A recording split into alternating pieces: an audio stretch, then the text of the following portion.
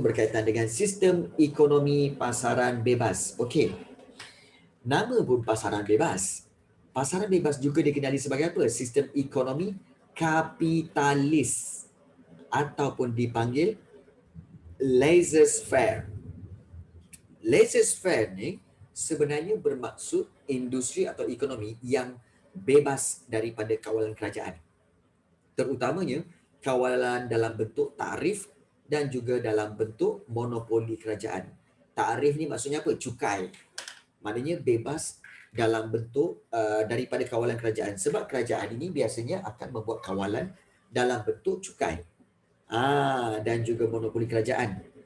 Jadi kita lihat kadang-kadang ada invisible hand di mana merujuk kepada kekuatan mekanisme pasaran dalam mengatur harga melalui kuasa permintaan dan penawaran tanpa campur tangan seseorang secara langsung dalam proses tersebut. Apa tu? Jom kita tengok. Kita tengok dulu sistem ekonomi pasaran bebas. Ekonomi pasaran bebas ialah satu sistem ekonomi yang individu. Take note tentang dua ni. Okey, tolong highlightkan ataupun tolong gariskan. Individu dan pihak swasta bebas buat segala keputusan ekonomi tanpa campur tangan kerajaan. So, kalau kita lihat di sini, pengguna ataupun individu dan juga pihak swasta iaitu pihak syarikat ataupun firma ada kuasa penuh dalam membuat keputusan ekonomi. Dan segala keputusan ekonomi diselesaikan melalui mekanisme pasaran. Wow, apa ni tak faham cikgu? Okey, begini. Sebenarnya, ekonomi pasaran bebas ni adalah ekonomi yang bergantung kepada kehendak dan juga pengeluaran. Okey, iaitu apa tahu? Kehendak datang daripada siapa? Kehendak datang daripada isi rumah ke ataupun datang daripada firma? Cuba kita tahu cikgu. Kehendak. Kehendak tu datang daripada isi rumah. Kehendak datang daripada isi rumah. Jadi, kehendak akan menyebabkan permintaan. So, dikatakan bahawa ekonomi bebas ini, maksudnya ataupun pasaran bebas ni ialah bermaksud ekonomi yang mana pengguna ataupun isi rumah dan pihak swasta bebas buat apa juga keputusan ekonomi tanpa campur tangan kerajaan. Dan segalanya diselesaikan melalui mekanisme pasaran. Mekanisme pasaran apa cikgu? Iaitu permintaan dan penawaran. So bagi kita macam ni. Bila ada permintaan, pastinya ada penawaran. Betul tak? Betul kan? Bila ada permintaan, mesti ada penawaran. So, permintaan datang daripada isi rumah. Penawaran iaitu yang supply, yang supply memenuhi kehendak itu adalah firma. Jadi isi rumah dengan firma saja yang akan buat keputusan dalam ekonomi.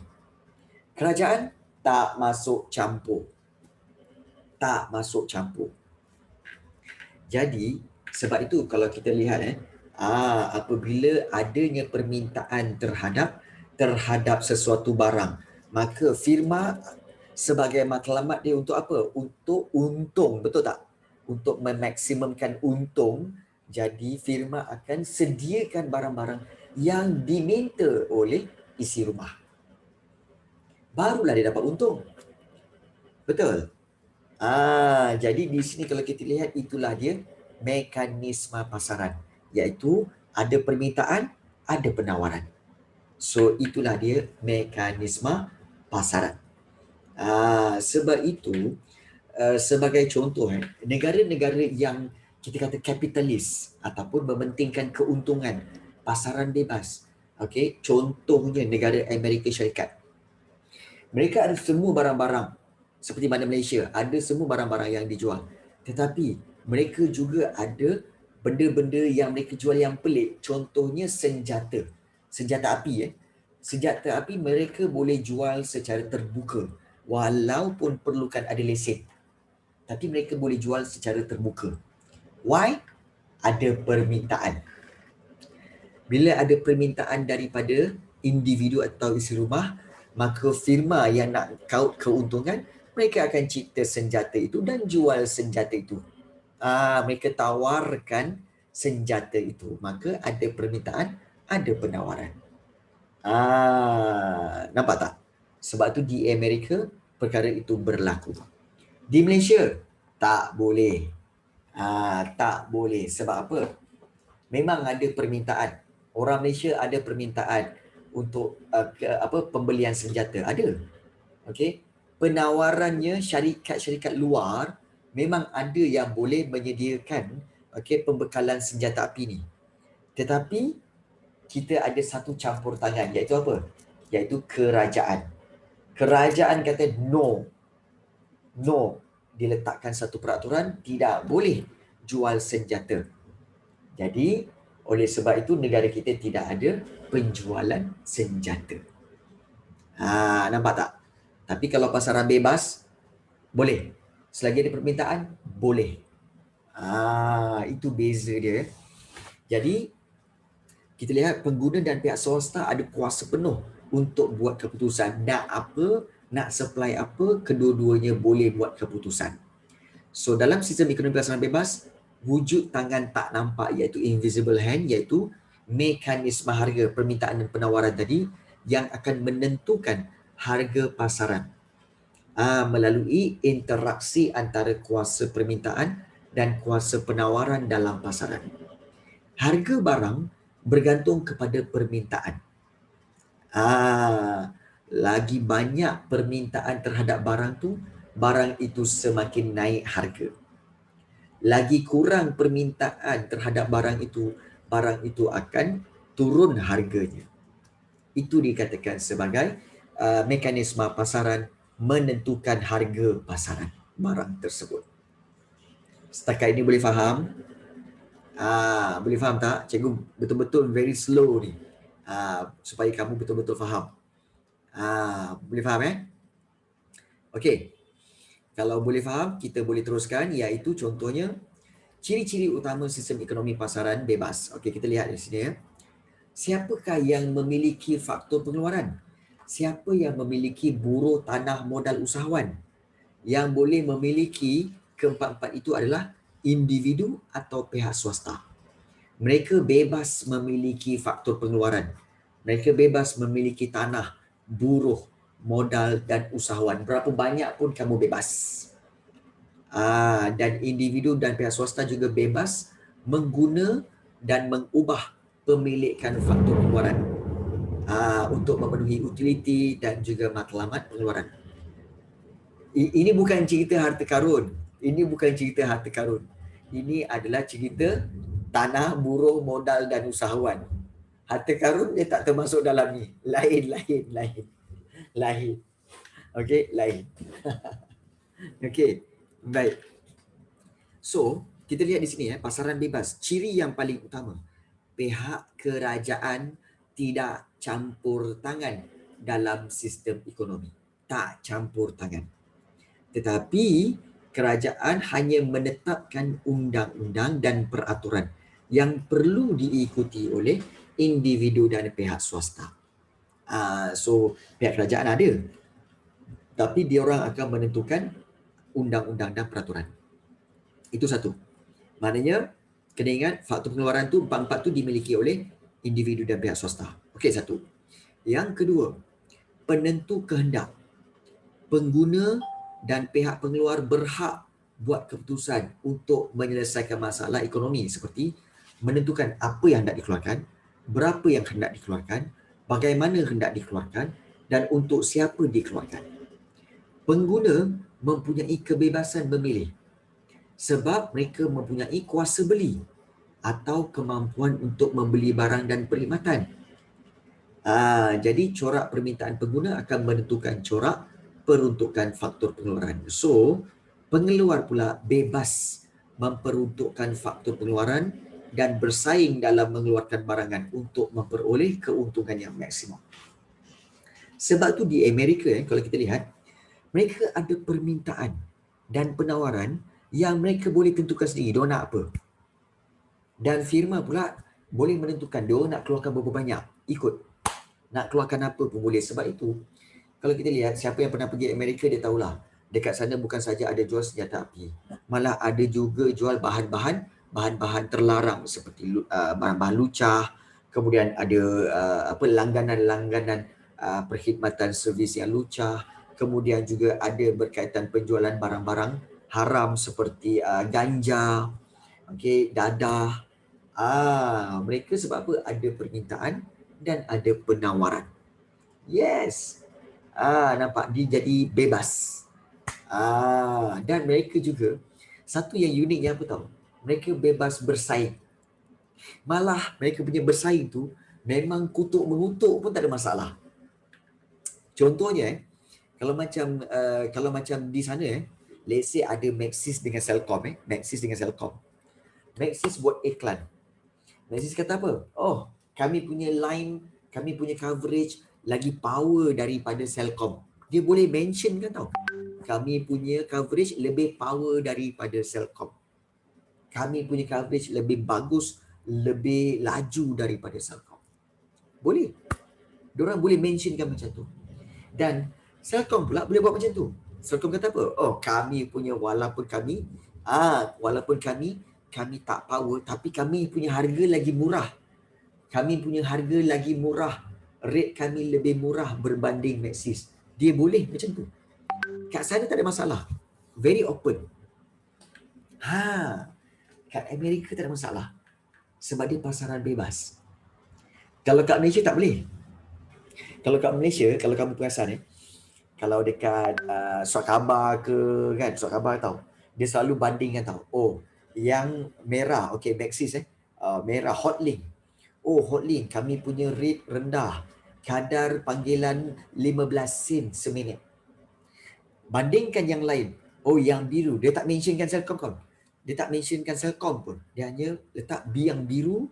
Yang biru itu, tengoklah, 35 sen seminit. Kemudian yang kuning. Yang kuning itu pula adalah 50 sen seminit. Bandingkan harga kami lebih baik daripada yang biru dan yang kuning.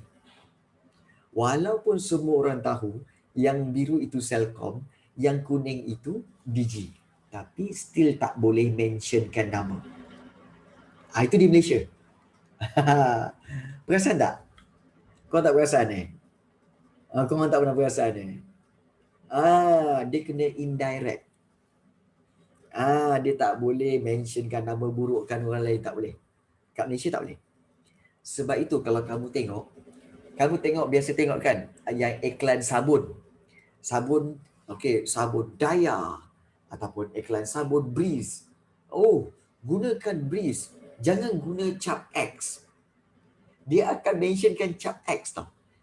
Kenapa dia tak mentionkan top ke, Daya ke, yang lain-lain ke? Kenapa dia mentionkan, oh, belilah Breeze. Okay? Jangan beli cap X. Sebab apa cap X?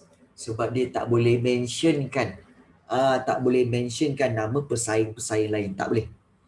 Itu akan memburuk-burukkan pesaing. So tak boleh. Nampak tak? Itu kawalan kerajaan Kerajaan tak bagi. Kerajaan tak bagi. Kau tak perasan kau itulah korang. Lain kali tengok betul-betul. Tengok betul-betul. Jadi sebab itu kan yang sabun tu perasan kan? Sebab semua X betul. Sebab itu kalau cikgu kan kadang-kadang cikgu saja je menyakat pekedai-pekedai ataupun peniaga-peniaga. Saya nak cari sabun lah. Sabun apa bang? Daya ada, Breeze ada, semua ni bang. Saya nak cari cap X. X? Tak pernah dengar pun. Selalu keluar ke TV pun. Kan? Yang Daya pakai X, dia bandingkan dengan X. Kemudian yang top pun pakai X. So saya nak cari yang X. Dia garuk kepala dia. Cap X? Tak pernah dengar bang. Kat TV selalu keluar. Jadi sebenarnya tak ada. Jadi itulah sebenarnya hakikat dia. Sebab Melayu untuk berhenti kerja. Jadi itulah sebenarnya. So dalam pasaran bebas, mereka boleh bersaing, mereka boleh keluarkan apa juga barang yang diminta oleh pengguna. Itu penentu kehendak. Pasaran bebas. Kemudian yang ketiga, pembuat pilihan. Individu bebas dalam buat pilihan terhadap barangan yang ingin dibeli untuk memaksimumkan kepuasan, dan jenis pekerjaan yang ingin diceburi pun terpulang. So pengeluar bebas dalam pemilikan dan penggunaan faktor pengeluaran untuk keluarkan barangan yang memaksimumkan keuntungan. So pengeluar atau firma juga bebas memilih teknik pengeluaran yang paling cekap. Sama ada diorang nak gunakan intensif modal ke atau intensif buruh ke dalam pengeluaran untuk meminimumkan kos pengeluaran. Maknanya apa tau? Mereka individu dengan firma bebas buat pilihan barang apa yang nak dibeli, barang apa yang nak dijual, berapa banyak pekerja yang nak digunakan. Kemudian mereka juga bebas untuk memilih nak pakai banyak pekerja ke, nak pakai banyak mesin. Terpulang. Ini dikatakan pasaran bebas. Dan contoh negara yang mengamalkan sistem ekonomi pasaran bebas ialah apa? US, iaitu Amerika Syarikat, dan juga Hong Kong. Itu pasaran bebas. Boleh faham? Setakat ni boleh faham ekonomi pasaran bebas. Boleh? Auni boleh Auni? Boleh Auni? Boleh. Okey. Sayu je. Okey, baik, tak apa. Kita teruskan dengan yang kedua, iaitu sistem ekonomi perancangan pusat. So, perancangan pusat ni sebenarnya merujuk kepada apa tahu? Perancangan kerajaan pusat. Kerajaan pusat tahu kan? Kerajaan yang mentadbir sesebuah negara. Macam negara kita lah. Kerajaan pusat kan. So, perancangan pusat tu maknanya apa? Perancangan yang dibuat oleh kerajaan pusat. Jap.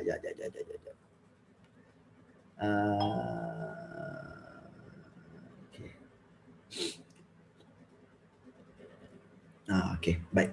So, kalau kita lihat di sini, sistem ekonomi perancangan pusat juga dikenali sebagai sistem ekonomi sosialis atau juga dipanggil komunis.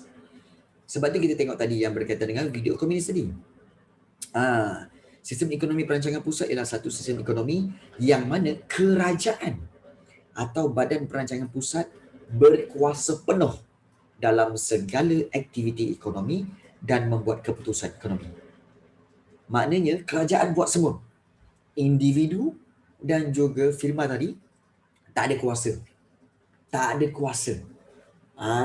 Tu perancangan pusat. Beza sangat. So kita lihat individu dan pihak swasta tidak berkuasa langsung dalam menentukan aktiviti ekonomi dan membuat keputusan ekonomi.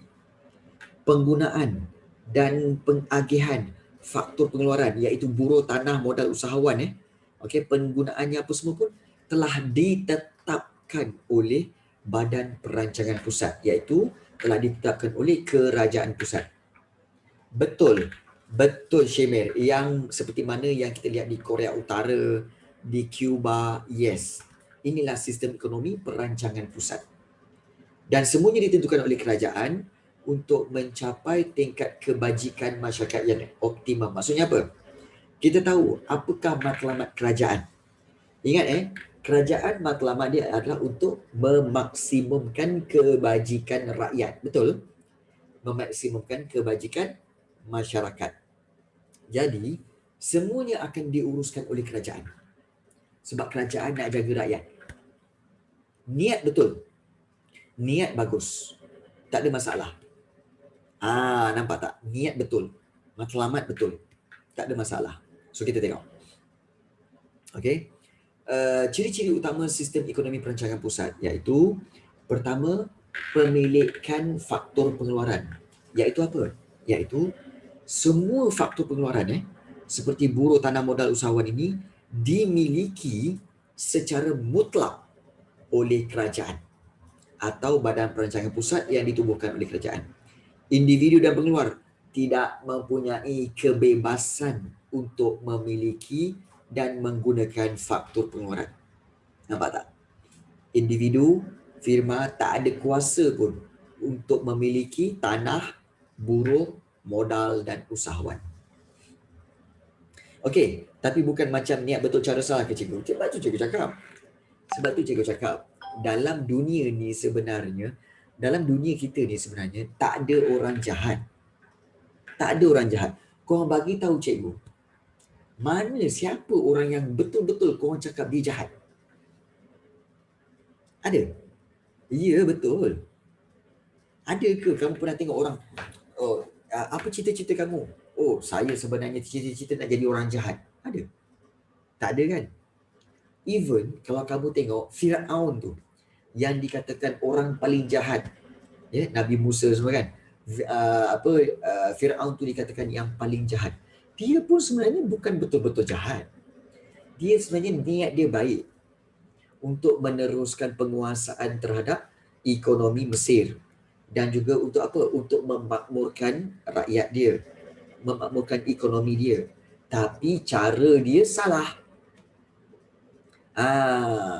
Dalam kes ekonomi pun sama. Iaitu apa?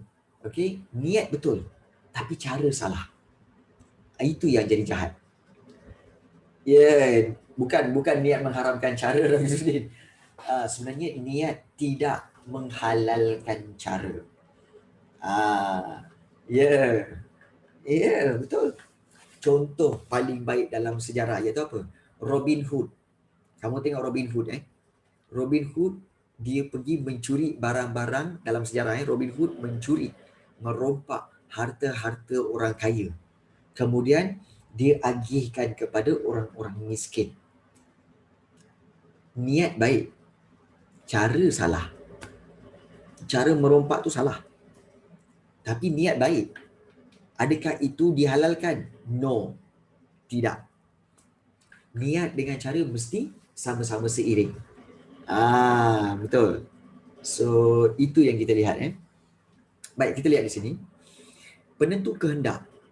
Segala keputusan ekonomi berkaitan masalah ekonomi, apa tahu? Iaitu berkaitan tentang apa yang hendak dikeluarkan, berapa yang hendak dikeluarkan, bagaimana hendak dikeluarkan barang tu, untuk siapa dikeluarkan produk-produk tu, semua akan dibuat oleh kerajaan. Semua.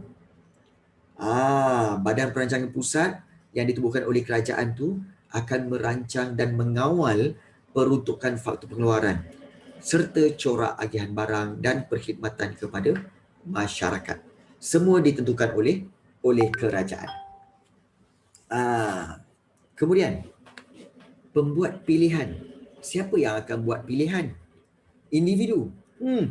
Tidak mempunyai kebebasan dalam membuat pilihan terhadap barangan yang ingin dibeli untuk memaksimumkan kepuasan.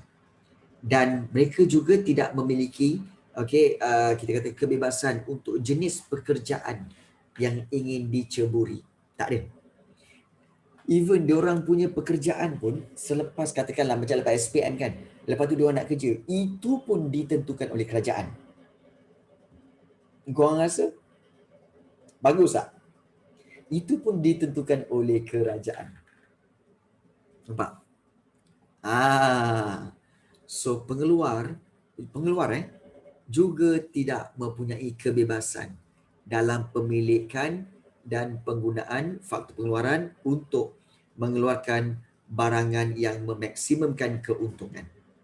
So penggunaan faktor pengeluaran ditetapkan oleh Badan Perancangan Pusat. Negara France ban sembelih secara halal. Nak buat macam mana?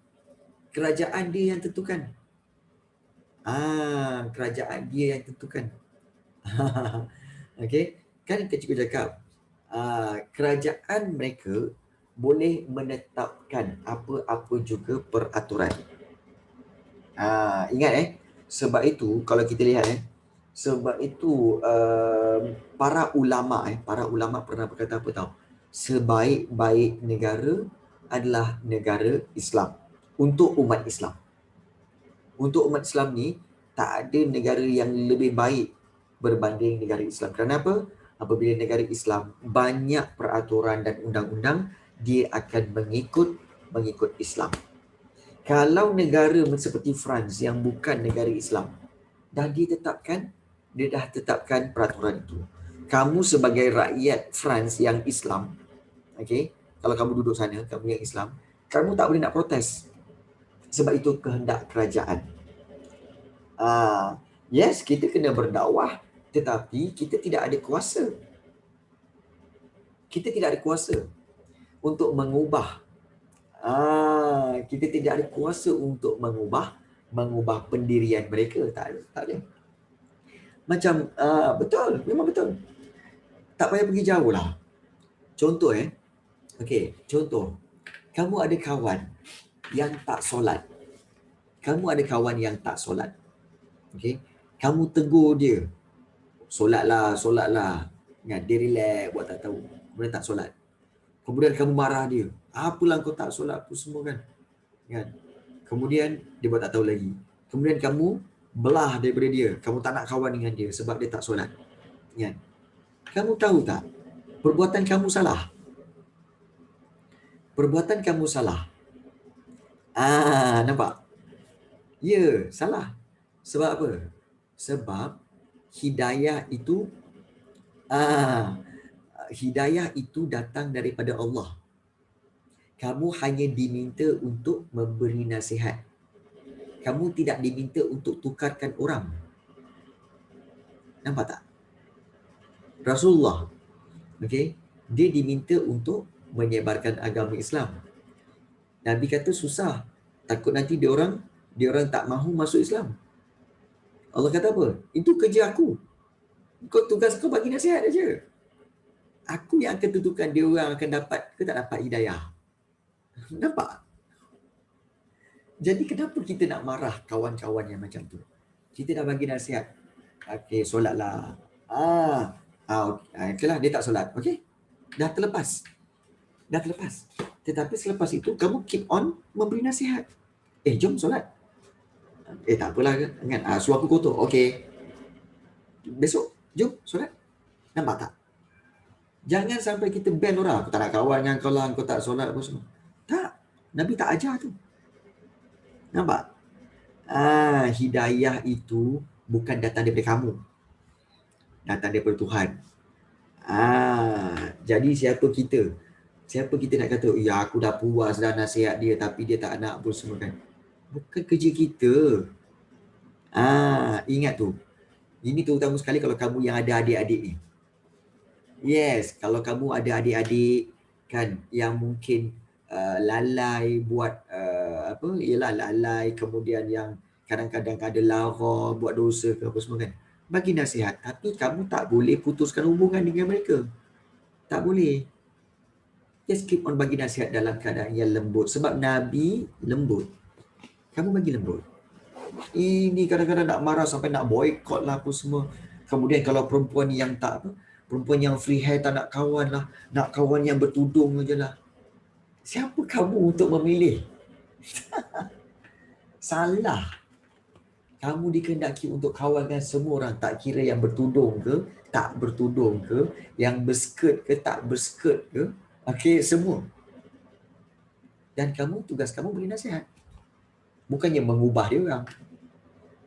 Nampak tak? Open mind. Betul. Some people ni dia nak apa? Dia nak dia bagi nasihat je kita terus berubah. Kan? Dia bagi nasihat je kita terus berubah. Mana boleh. Hidayah tu datang daripada Allah. Hati tu milik Allah. Kan? Siapa kita nak ubah hati orang? Kena ingat tu selalu. Betul. Kita hanya diminta untuk memberi nasihat. Bukan yang kita diminta untuk ubah tu. Ubah orang. Kalau ubah orang, kan? Kita tak dapat ubah dia, kita berdosa. No. Tak. Okay. So, itu just dalam kes komunis ni lah kan. Dalam kes komunis ini. Diorang rasa, seperti kalau kita lihat sini negara yang mengamalkan sistem ekonomi perancangan pusat ialah negara Cuba dan Korea Utara. Kalau Cuba dengan Korea Utara, dia orang tak nak ubah. Dia orang tak nak ubah kepada sistem demokrasi. Dia orang nak guna pengeluaran bebas ni kan. Dia orang nak teruskan dengan perancangan pusat. Dan rakyat mereka sendiri pun menyukai dan menggemari dan selesa duduk di bawah sistem perancangan pusat. Siapa kita untuk tukarkan mereka? Kan? Mereka selesa, biarlah. See? This is satu pemikiran yang apa tahu? Open mind. Open your mind. Jangan kita ambil sudut kita je.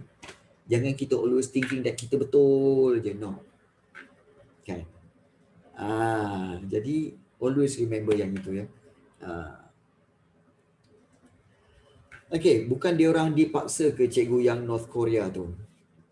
Well, walaupun mungkin dipaksa, tetapi mereka duduk rela di bawah pemerintahan North Korea. Rakyat-rakyat mereka sebenarnya, okay, dah memang duduk di bawah North Korea dengan pemerintahan itu. So mereka kena selesakan diri dengan sistem pemerintahan itu. Dalam Islam pun kata apa? Dalam Islam kata apa? Okay, ikuti amirulmu. Iaitu apa? Ikuti pemerintahmu. Nampak tak? Betul. Pemerintah kita kata apa? Okey, waktu COVID-19 ni, kita kena solat berjemaah tapi berjarak-jarak 1 meter. Bawa sejadah masing-masing.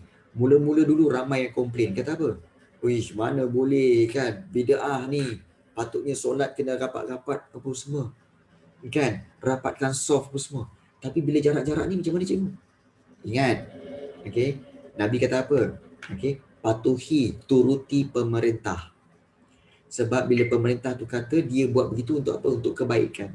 So kita sebagai rakyat kena ikut. Unless kalau mudarat lah. Nampak? Jadi ikut. Jadi itulah berkaitan dengan sistem ekonomi perancangan pusat. Okey, kesimpulannya apa tahu? Perancangan pusat semua kerajaan. Pasaran bebas semua individu dan firma. Jelas? Jelas jelas. Okey, tentang sistem ekonomi pasaran bebas, sistem ekonomi perancangan pusat. Jelas Okey. Baik. So kita lihat satu lagi ya. Okey, kita lihat di sini ya.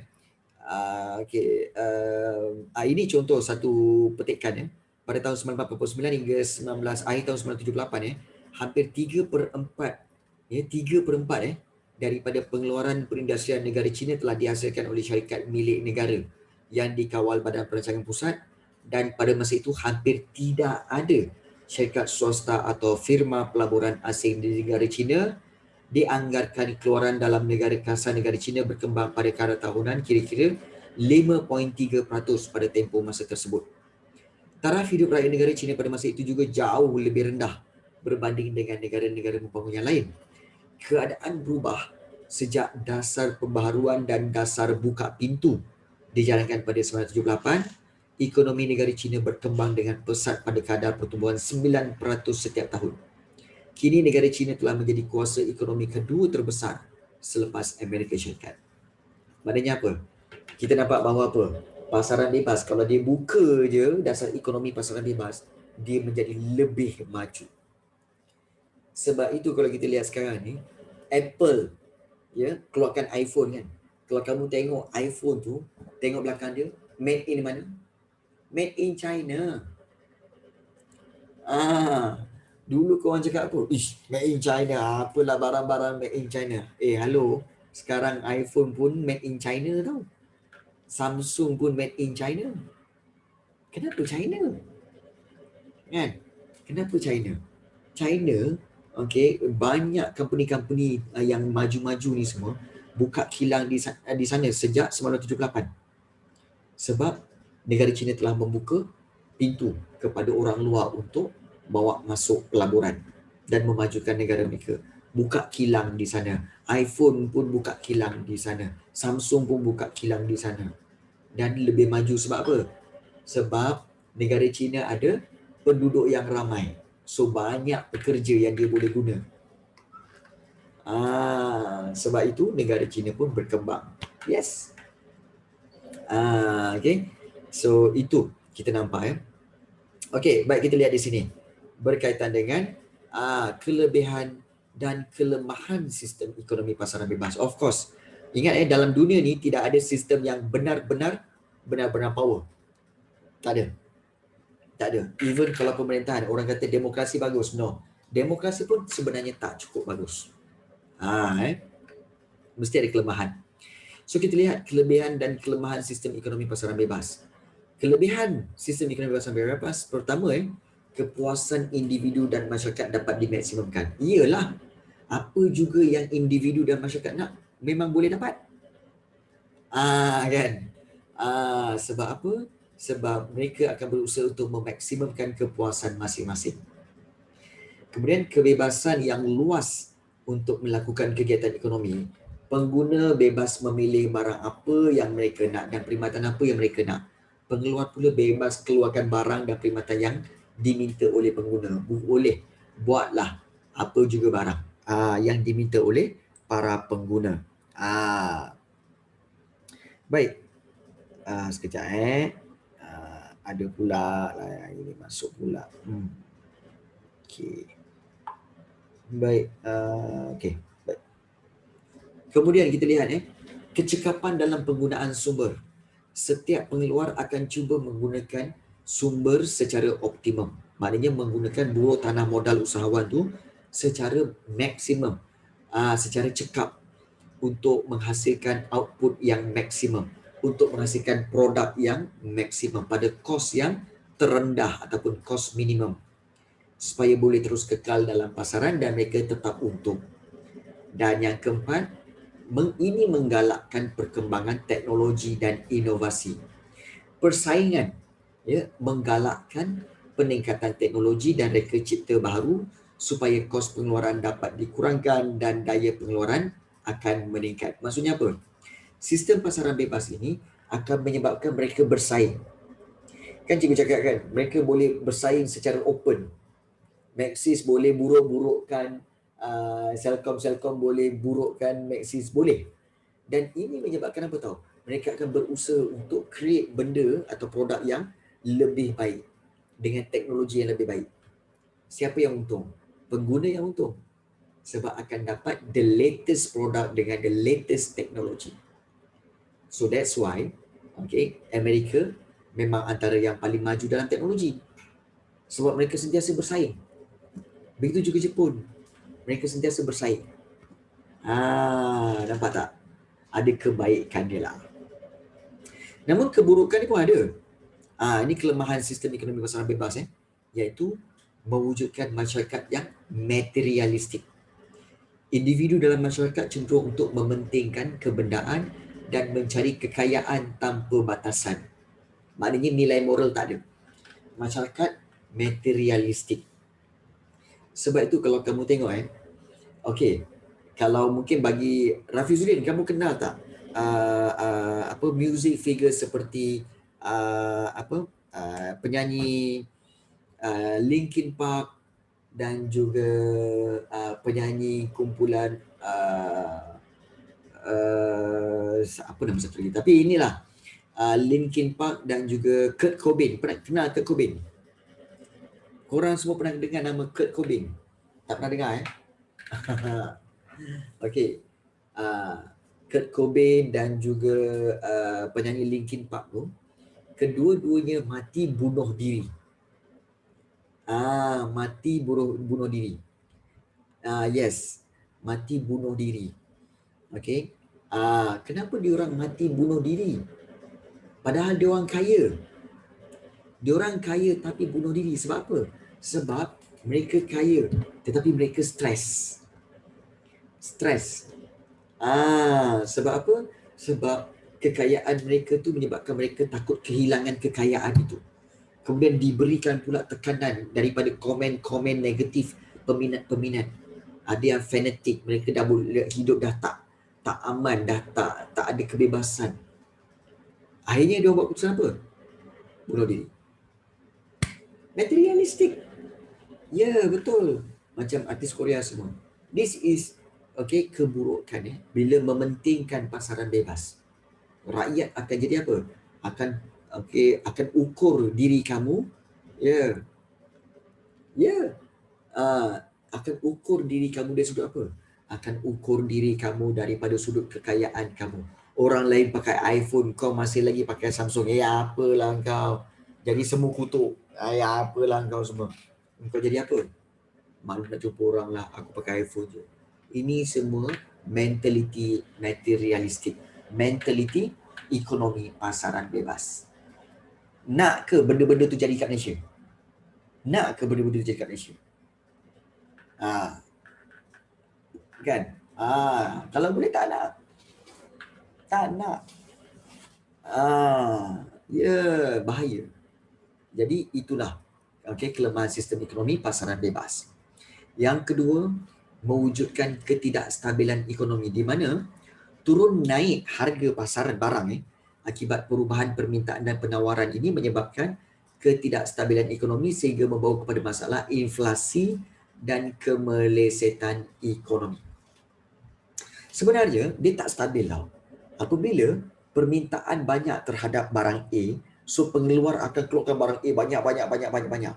So lagi ramai minta, lagi banyak dia keluar. Maknanya apa? Harga barang itu semakin lama semakin meningkat. Semakin meningkat sehingga satu tahap harga dia tak masuk akal. Harga tak masuk akal. Dan itu dikatakan sebagai apa? Inflasi. Dan apabila harga sampai tak masuk akal tu, siapa yang akan memilikinya? Hanya golongan orang-orang kaya dan berada sahaja yang sanggup membeli. Jadi terciptalah barang-barang untuk orang-orang berada ni. Contohnya apa? Kamu tahu tak? Phone yang paling mahal sebenarnya adalah lebih kurang adalah harga dia lebih kurang dekat dalam 30,000 US dollar. Phone yang paling mahal adalah 30,000 US dollar. Dia bukan brand Samsung, brand iPhone ni, tak. Dia ada satu brand daripada Europe di mana phone tu juga memang merangkap, dia bertatahkan berlian, kemudian dia punya keypad tu adalah keypad daripada logam emas, kemudian dia memang power lah, dia memang power semua kan, dan dia jual untuk golongan kaya je. Inilah mungkin saya tak pasti yang itu, tapi memang ada. Nampak? So ini menyebabkan apa? Menyebabkan harga barang akan sentiasa naik. Okey, ketidakstabilan ekonomi. Kemudian yang ketiga, agihan pendapatan yang tak setara. Kalau ekonomi pasaran bebas, asyik diorang kejar untung, yang firma kejar untung, yang pasaran bebas individu ni mengejar kepuasan je. Apa yang akan berlaku? Okey, harga barang akan naik menyebabkan apa? Yang kaya akan terus kaya, yang miskin akan semakin miskin. Kita lihat jurang pendapatan antara golongan kaya dan miskin semakin besar. Kerana kaya menjadi semakin kaya dan yang miskin jadi semakin miskin. Betul. Sebab itu kalau kita lihat di Amerika, yang kaya memang kaya gila-gila. Siap beli jet sendirilah, boat sendirilah, rumah macam istana lah apa semua. Tapi tengok yang miskin, gelandangan, tidur bawah jambatan, duduk ramai-ramai dekat unggun api dalam tong tu. Tidur tepi jalan, tidur bawah jambatan apa semua. Itu kat mana? Kat Amerika banyak. Kat Malaysia ni alhamdulillah tak ramai lagi lah kan. Tak ramai lagi macam tu lah kan. Ada tapi tak ramai lah kan. Ya, silakan Syamil. Ada soalan silakan boleh tanya. Ya, sebab apa Rafizuddin? Sana kalau ada gelandangan, ada perompak tu ditangkap. Dia orang tangkap. Dekat Singapura dia tangkap terus. Penjara. Boleh ke kalau dua negara jadi satu sekarang? Maksudnya, dua negara jadi satu? Macam mana tu? Apa? Negara bergabung ke? Ataupun macam mana tu? Cuba bagi idea. Macam Jepun dengan Malaysia, okey, kemudian nak bergabung. Jepun dengan Malaysia. Jadi satu. Okey. Sebenarnya, itu akan mungkin membabitkan penjajahan atau mungkin membabitkan kedaulatan negara. Dan dalam kes macam tu, PBB pernah dah keluarkan satu resolusi tahun-tahun selepas Perang Dunia Kedua dulu PBB telah keluarkan satu resolusi di mana kedaulatan negara adalah kedaulatan negara masing-masing. Nasib negara adalah bergantung kepada rakyat masing-masing. So tidak ada lagi berlaku penjajahan, tidak dibenarkan lagi untuk berlaku penjajahan, tidak dibenarkan lagi untuk apa? Untuk menakluk antara satu sama lain. Tak ada, dah tak boleh dah. Jadi idea untuk gabungkan dua negara jadi satu negara tu adalah mustahil.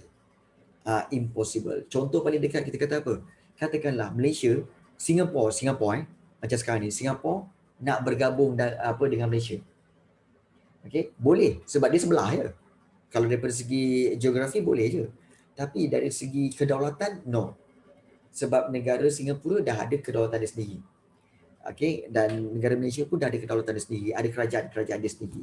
So, kalau diorang kata pemimpin diorang tu nak bawa masuk Singapura ke dalam Malaysia pun, of course rakyat mereka tak setuju. Dan mungkin rakyat Malaysia pun tak setuju. Dan jadi is quite impossible. Quite impossible.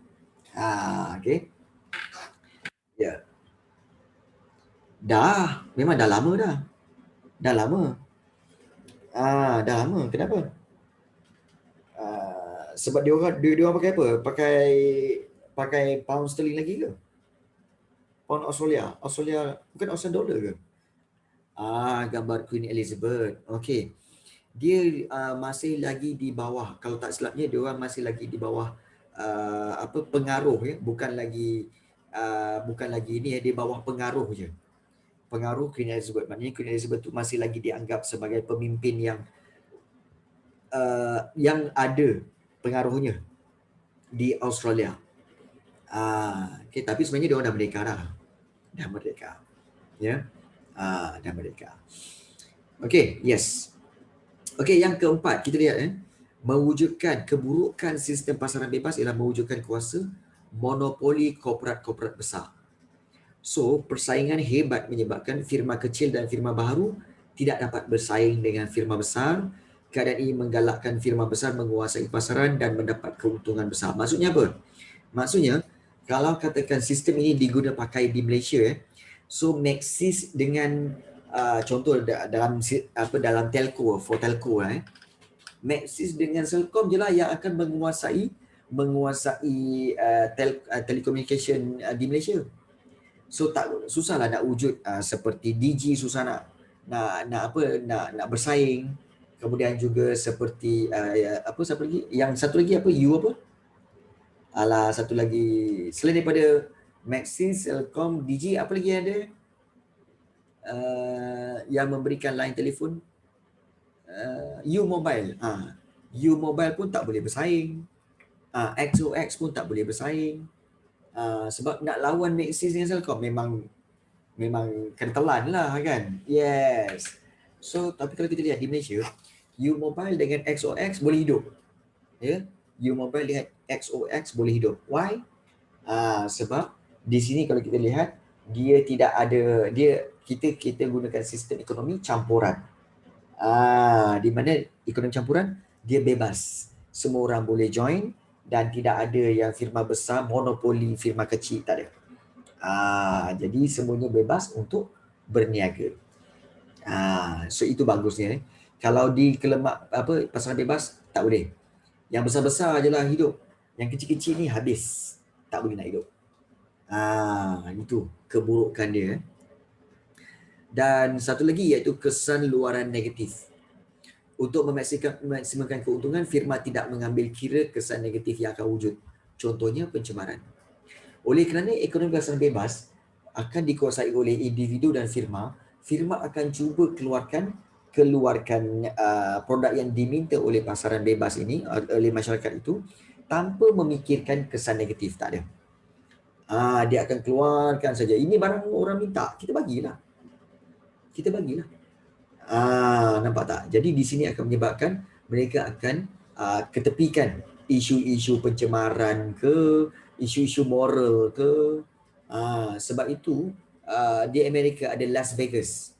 Las Vegas adalah pusat perjudian terkenal dunia. Betul, pusat perjudian.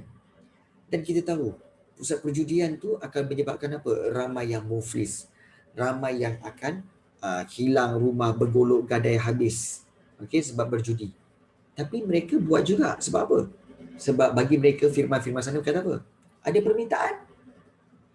Ada permintaan, maka kita tawarkanlah perjudian. Sebab ada permintaan. Nampak? Ni kalau nanti kalau kau sediakan yang ini perjudian apa semua, nanti orang tu muflis ke apa semua habis macam mana? Itu bukan masalah kami. Itu bukan masalah kami. Nampak? Itu kesan luaran yang negatif dalam ekonomi pasaran bebas. Okey, kalau okey, Syimil Ilyasa, kalau kita dah start berdakwah kat non-Muslim, kita tak boleh stop. Betul ke? Sebenarnya yang dimaksudkan berdakwah itu adalah menyampaikan. Selalu orang sempitkan perkara ini ya. Dan menyampaikan tu, berdakwah tu menyampaikan. Dan menyampaikan tu tak semestinya kepada non-Muslim. Even kepada Muslim. Dan berdakwah tu banyak cara. Tak semestinya keluar negara dan pergi jumpa orang. Tak semestinya berdakwah pakai jubah apa semua, pergi bagi tahu orang apa semua. Tak. Even apa yang cikgu buat macam sekarang ni. Cikgu bagi tahu kamu tentang apa yang berlaku. Cikgu bagi nasihat pada kamu tentang hidayah apa semua. Kamu rasa cikgu berdakwah ke tak? Ya. Cikgu, apa yang cikgu share dengan kamu ni berdakwah ke tak? Tentang berdakwah. Apa yang cikgu cakap ni, apa yang cikgu sharekan tentang apa yang Rasulullah buat, beri nasihat, kemudian terpulang pada Allah untuk berhidayah. Ini juga adalah satu dakwah. Tapi itulah orang Melayu kita ni terlalu fokus kepada berdakwah tu maknanya berdakwah kepada non-Muslim supaya dia convert kepada Muslim. No. Dakwah tu luas. Ya, lepas tu kamu share kat orang lain. Kamu share kat orang lain. Sesuatu kebaikan bila kita share itu pun dakwah. Jadi kenapa kita sempitkan pemikiran kita? Tak perlu. Tak perlu. Kalau orang tu buat baik kerana kata-kata kita, itu juga satu dakwah. Kenapa nak sempitkan? Ya, betul. Syimil, satu cikgu pernah bagi nak sharing pengalaman cikgu lah. Tahun 2004, 2003, 2004. Cikgu pernah ajar pelajar-pelajar cikgu darjah 4, darjah 5. Cikgu cakap apa tahu? Kamu semua ingat ya, kamu buatlah yang terbaik untuk kehidupan kamu. Kerana apa? Hidup ini susah. Hidup ini susah. Hidup ini bukan syurga. Hidup ini susah. Nak senang kat mana? Syurga. Hidup ni memang susah. So, enjoy lah dengan kesusahan itu, supaya kamu akan dapat kesenangan nanti. Masa tu budak tu darjah 4, darjah 5. Tahun 2015, dia PM cikgu dekat Facebook. Dia dah jadi doktor. Cikgu cakap, apa khabar? Baik. Cikgu, saya ingat lagi kata-kata cikgu dulu. Kata apa? Cikgu kata dulu, hidup ni memang susah. So, buat yang terbaik, enjoy lah kesusahan tu. Saya enjoy cikgu belajar doktor dekat England ke kat UK. Dia belajar doktoring. Balik jadi doktor. Saya ingat kata-kata cikgu. Adakah itu bukan dakwah? Itu pun dakwah. So, dakwah berikan, sampaikan je kebaikan tu. InsyaAllah. InsyaAllah. So, jangan fikir pasal jumut ni sebenarnya. Cuba. Kan? Sebab tu cakap, cikgu keluar macam ni, rambut panjang. Bila cikgu cakap, orang tanya kan, ya ke cikgu? Rambut panjang pun semua. Cikgu cakap apa? Okey, saya mengajar, ilmu saya bukan berdasarkan rambut. Saya mengajar berdasarkan apa pengetahuan saya. Saya berikan yang terbaik untuk pelajar saya. Cukup. Ni rambut ni kerana saya mengajar sejarah. Kalau saya ajar mat rambut panjang, pelik juga kan? Saya ajar sejarah untuk menampilkan image sebagai orang-orang sejarah. Salah ke? So itu je. Bagi dia, betul juga. Kan? Itu je. So, tanamkan niat kita tu yang betul. Okay. So, okay, cikgu rasa Syamil, kamu ni nak tanyalah, kamu ni cenderung ke arah dakwah dan juga cikgu tahulah kamu apa SAMI kan, Sekolah Agama Menengah Nurul Iman. Tapi memang kamu cenderung ke arah dakwah dan juga pelbagai-pelbagai benda-benda macam ni alamak, okay. Berbeza betul kelas kita ni Ada seorang ni dia menjurus ke arah itu. Ni Rafizuddin ni menjurus ke arah muzik. Kan? Auni cikgu tak tahu. Auni kamu menjurus ke arah mana Auni cikgu tak tahu Auni macam mana pula sebenarnya. Kan? Tapi yang bagusnya bila kita ada 3 orang pelajar yang berbeza ni sebenarnya bidang agama alhamdulillah sebab cikgu sendiri pun sebenarnya cikgu pun sendiri sebenarnya adalah bekas guru besar sekolah agama bekas guru besar sekolah agama di Damansara Damai untuk setahun. Guru besar ada guru-guru dan selalu buat meeting dan juga pergi ke JAIS semua. Tu cikgu. Dan cikgu juga ada pengalaman, cikgu pernah buat album untuk album rock. Cikgu main muzik, cikgu pemain drum. So keluar satu album rock dan juga ada dia punya CD. So cikgu memang terbabit dengan muzik, cikgu buat rakaman dia pun semua. So tiba-tiba ada 2 orang yang memang dua-dua line cikgu ni. So macam okay, boleh ceritalah macam-macam. Kan? So sekarang cikgu mengajar je. Kan?